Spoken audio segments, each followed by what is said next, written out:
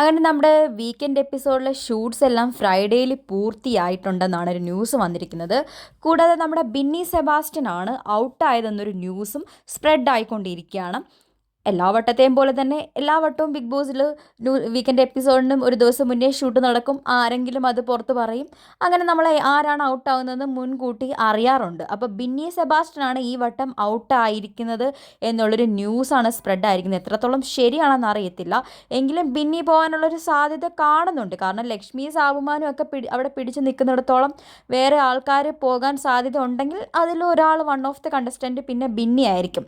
വേറെ ആരും പെട്ടെന്ന് പോകാൻ, അല്ലെങ്കിൽ ആദില അങ്ങനെയുള്ള ആരെങ്കിലും ആയിരിക്കും. വേറെ ആരും പെട്ടെന്ന് പോകാനുള്ള സാധ്യത കുറവാണ്.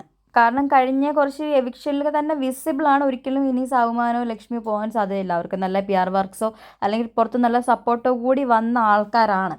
അപ്പം പിന്നെ നമ്മുടെ ബിന്നിയാണ് ഫസ്റ്റ് ചാൻസ് ഉള്ളത്. ഇതുവരെ ഇതിന് മുന്നേ നടന്നിട്ടുള്ള ഒരു പ്രവചനത്തിലോ അല്ലെങ്കിൽ ഇതിന് മുന്നേ സ്പ്രെഡായ ന്യൂസിലോ ഒന്നും ഒരിക്കലും ഒരു കള്ളത്തരം വന്നിട്ടില്ല. പക്ഷേ ഈ വട്ടം ബിഗ് ബോസ് അതിനകത്ത് എന്തെങ്കിലും ഒരു ചേഞ്ചസ് കൊണ്ടുവരാൻ സാധ്യത ഉണ്ടോയെന്നും അറിയത്തില്ല. ഇത്രയും നാളും എല്ലാം സ്പ്രെഡായി നേരത്തെ തന്നെ ആൾക്കാർ അറിയുന്നു ആരാണ് ഔട്ട് ആവുന്നതെന്നുള്ളത്. അതുകൊണ്ട് ഈ വട്ടം എന്തെങ്കിലും ബിഗ് ബോസിൻ്റെ ഭാഗത്തുനിന്ന് എന്തെങ്കിലും ട്വിസ്റ്റ് ഉണ്ടോ എന്ന് അറിയത്തില്ല.